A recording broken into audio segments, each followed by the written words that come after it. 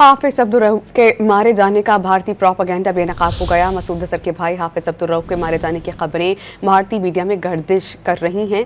अब्दुल रऊफ की नमाज जनाजा की झूठी तस्वीर बरतानिया में भारतीय सफीर ने स्काई न्यूज़ के प्रोग्राम में दिखाई। DGISPR में प्रेस कॉन्फ्रेंस में हाफिज अब्दुल रऊफ के मारे जाने के भारतीय प्रोपीगेंडे को बेनकाब किया। प्रेस कॉन्फ्रेंस के दौरान सबूत के तौर पर हाफिज अब्दुल रऊफ का ताज़ा वीडियो बयान मीडिया के सामने पेश किया गया। हाफिज अब्दुल रऊफ पाकिस्तान की सियासी जमात से मुंसलिक हैं।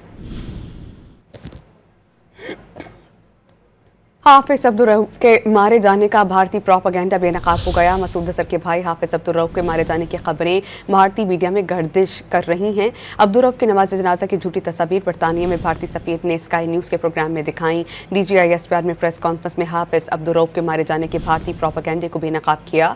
प्रेस कॉन्फ्रेंस के दौरान सबूत के तौर पर हाफिज अब्दुल रऊफ का ताज़ा वीडियो बयान मीडिया के सामने पेश किया गया। हाफिज अब्दुल रऊफ पाकिस्तान की सियासी जमात से मुंसलिक हैं।